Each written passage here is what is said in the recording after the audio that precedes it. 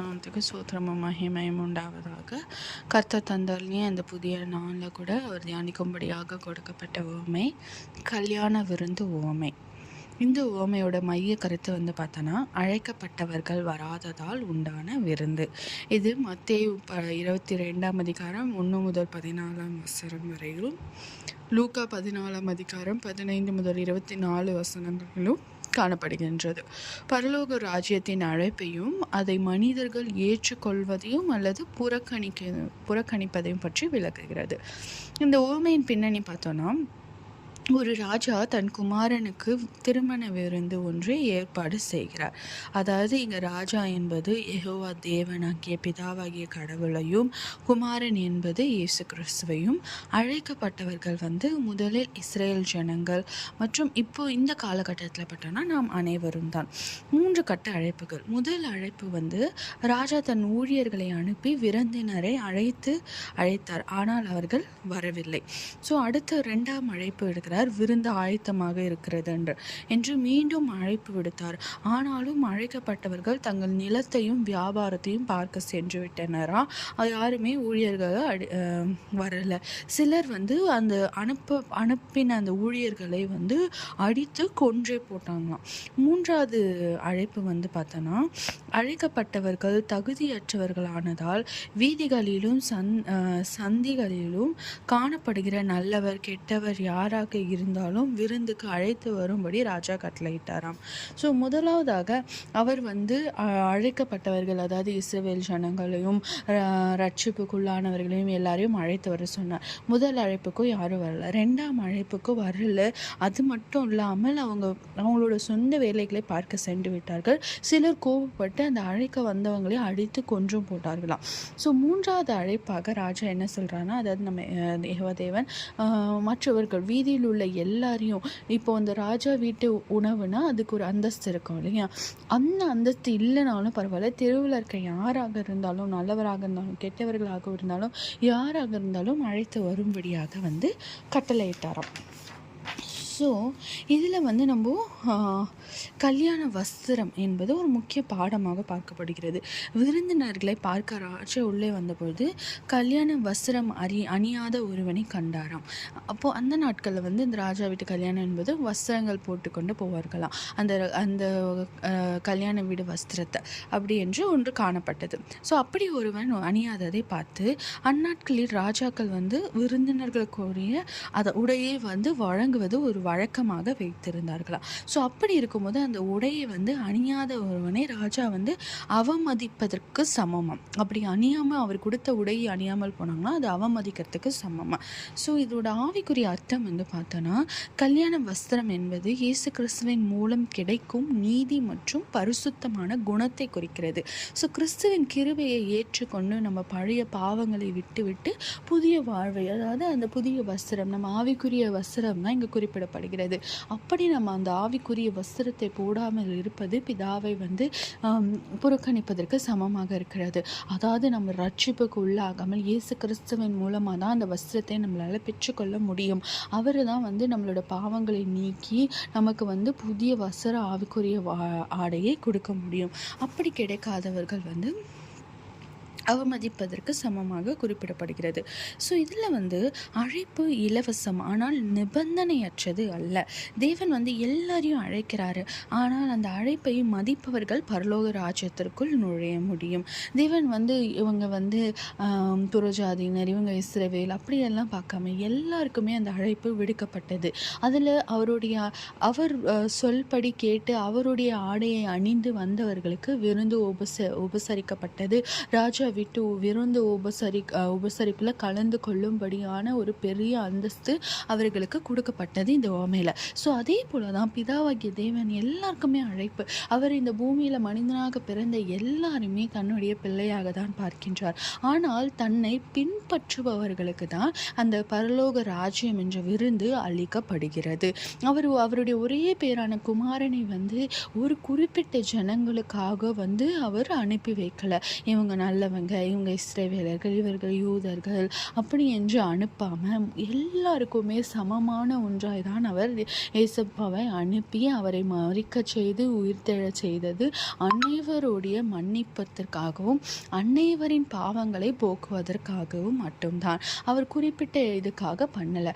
ஆனால் அந்த ரட்சிப்பை எப்படி நம்மளால பெற்றுக்கொள்ள முடியும்னா, தேவனை பின்பற்றுவதன் மூலமா தான், பிதாவை நம்ம பின்பற்றுவதன் மூலமா தான் அந்த வஸ்திரத்தை நம்மளால அடைய முடியும். அந்த வஸ்திரத்தை அடைந்தால்தான் நம்ம பரலோக ராஜ்யத்துக்குள்ள போக முடியும். அது பிசிக்கலான ஒரு வஸ்திரம் கிடையாது, நம்ம இருதயத்திற்கான வஸ்திரம், நம்ம ஆவிக்குரிய வாழ்க்கைக்கான வஸ்திரம்.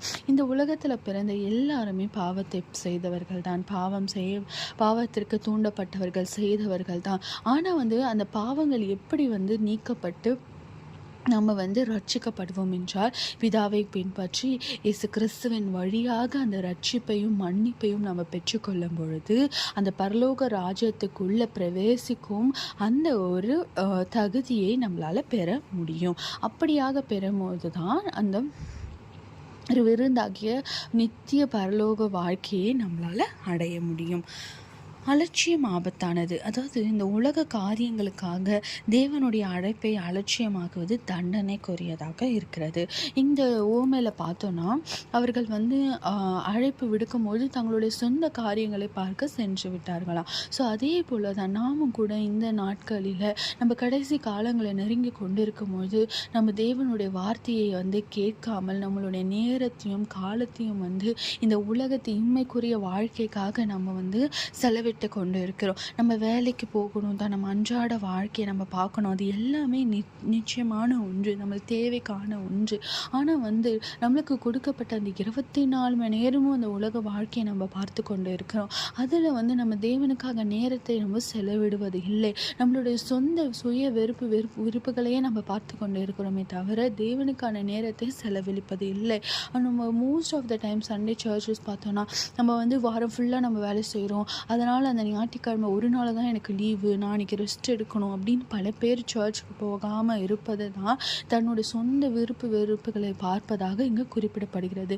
நம்மளோட ஒவ்வொரு நாளிலும் கூட தேவனுக்காக ஒரு குறிப்பிட்ட சில நேரங்களை நம்ம செலவிடும் பொழுது அவர் நம்மளுக்கு அந்த 24 hours கொடுத்துருக்காரு. அதில் நம்ம எவ்வளோ நேரம் அவருக்காக செலவிடுவோம் என்பதை நாம் பார்க்க வேண்டும். இந்த உலகத்தில் நம்மளுக்கு நிச்சயமாக நம்மளோட தேவைகளுக்காக நம்ம வேலைக்கு போகுதோ, நம்மளோட வேலைகளை பார்ப்பதும் அவசியமான ஒன்றுதான்.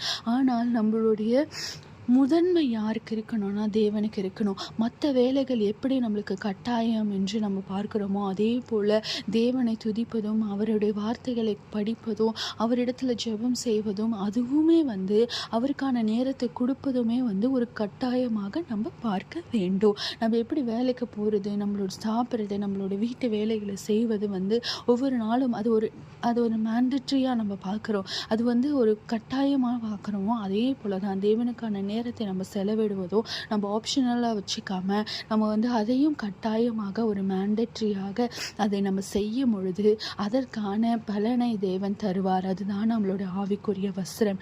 அந்த வஸ்திரம் நம்ம அணிந்தோமானால் நிச்சயமாக நித்திய பரலோக ராஜ்யத்தில் நாம் சேர்த்து கொள்ளப்படுவோம். தேர்வு செய்யப்படுதல், அதாவது அழைக்கப்பட்டவர்கள் அநேகர், தெரிந்து கொள்ளப்பட்டவர்களோ சிலர். அழைப்பை ஏற்று அதற்கேற்ப தங்களை ஆழ்த்தப்படுத்துகிறவர்களே தெரிந்து கொள்ளப்பட்டவர்கள். சிலர் அழைப்பை ஏற்று வருவாங்க, தேவனிடத்தில் வருவாங்க, ஜெபிப்பாங்க, இது பண்ணுவாங்க, எல்லாமே பண்ணுவாங்க.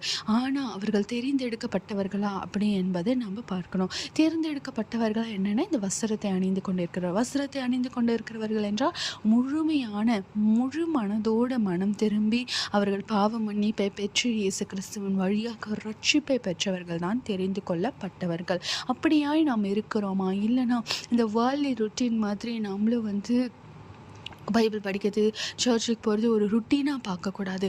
அது ஒரு கட்டாயமான ஒன்று தான். ஆனால் அதை நம்ம செய்யும் போது முழு மனதோடு செய்யணும்.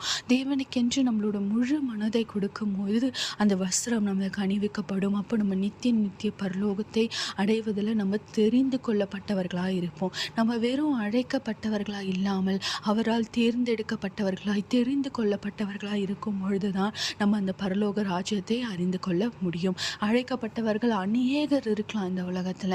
ஆனால் நம்ம அந்த அழைக்கப்பட்டவர்கள் எல்லாம் தெரிந்து கொள்ளப்பட்டவர்களாக இருக்கிறோமா என்பதை இன்றைய நாளை சிந்தித்து பார்க்கும்படியாக தேவன் நம்மளுக்கு எச்சரிக்கிறார். ஆமாம், அந்த தெரிந்து கொள்ளப்பட்டவர்களாய் நம்ம இருக்கணும்னா இயேசு கிறிஸ்துவின் வழியாக நம்ம ரட்சிப்பை பெற வேண்டும், பாவ மன்னிப்பை பெற வேண்டும். அவரை நித்தியமாய் அவரை நம்ம முழு இருதயத்தோடு அவரை ஏற்றுக்கொண்டு அவரை பின்பற்றி நடக்கும் பொழுது, அவர்களுடைய பிள்ளைகளாய் மாத்திரம் இல்லாமல் அவரை பின்பற்றுவர்களாகவும் நம்ம இருக்கும் பொழுது தேவன் நிச்சயமாய் நம்மளை வழி நடத்துவார். அவர் நம்ம எல்லாரையுமே அவருடைய பிள்ளைகளாக தான் பார்க்குறார். ஆனால் அவரை நம்ம பின்பற்றுவர்களாக இருக்கிறோமா என்பதை நம்ம யோசித்து பார்க்க வேண்டும். உலக காரியங்களுக்கு கொடுக்கிற முக்கியத்துவத்தை தேவனுக்காக நம்ம முழு மனதாய் கொடுக்கும் பொழுது அவர்களை பின்பற்றுவர்களாய் தெரிந்து கொள்ளப்பட்டவர்களாய் அவர் வரும் நாளில் நம்மளை கரம் அசைத்து நம்மை தெரிந்து கொண்டு நம்மளை கரம் அசைத்து சேர்த்து கொள்பவராய் இருப்பார். நம்ம தெரியாமல் இருக்கார், நம்ம அழைக்கப்பட்டவர்களாய் போய் நிற்கலாம். ஆனால் தேவன் நம்மளை தெரியாது என்று சொல்லிவிட்டார். நம்மளோட நிலைமை என்ன ஆகும்? ஒரு இடத்துல எல்லாருக்குமே ஒரு அழைப்பு, ஒரு இன்விடேஷன் வரும். ஆனால் அந்த இடத்துல நம்ம தெரிந்தவர்களாக இருக்கும் பொழுது நம்மளுக்கான கவனிப்பு வேறு.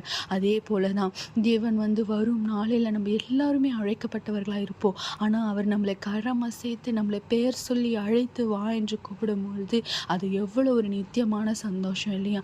அப்படி ஒரு தெரிந்து கொள்ளப்பட்டவர்களாக நம்ம இருக்கணும்னா தேவனுடைய வார்த்தையின்படி அவருடைய கட்டளையின்படி நம்ம நடந்து இயேசு கிறிஸ்துவின் வழியாக ரட்சிப்பு பெற்று நம்ம பிதாவை பின்பற்றுவோம். ஆனால் நம்ம தெரிந்து கொள்ளப்பட்டவர்களாய் பெயர் சொல்லி அழைக்கப்பட்டவர்களாய் இருப்போம். ஜெபிக்கலாமா? நேற்றும் இன்று மாறாத என்னால் தகப்பனே அப்பா, இதுவும் இந்த நாளில் கூட தகப்பனே உங்களோட வார்த்தைகளை அப்பா இந்த ஓமையின் வழியாக கேட்கும்படியாக நீர் செய்த கிருபைக்காக நன்றி அப்பா.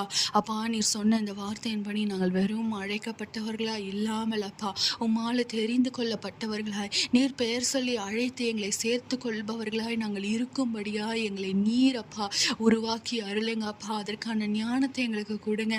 நாங்கள் உலக வாழ்க்கைக்கு இம்மைக்குரிய வாழ்க்கைக்கு மாத்திரம் அப்பா நாங்கள் முக்கியத்துவம் கொடுத்து நடவாமல் அப்பா உம்முடைய நித்திய அன்பை நாங்கள் பெற்றுக்கொண்டு அப்பா உமக்கான நேரத்தை நாங்கள் கொடுத்து உம்மை பின்பற்றுவதன் மூலம் அப்பா நிரந்தரமான நித்திய கிருபைக்காக நித்திய பரலோக ராஜ்யத்துக்கான வசூரத்தை நாங்கள் பெற்றுக்கொள்ளும்படியான தகுதியினால் எங்களை நிரப்பியறலைங்கப்பா.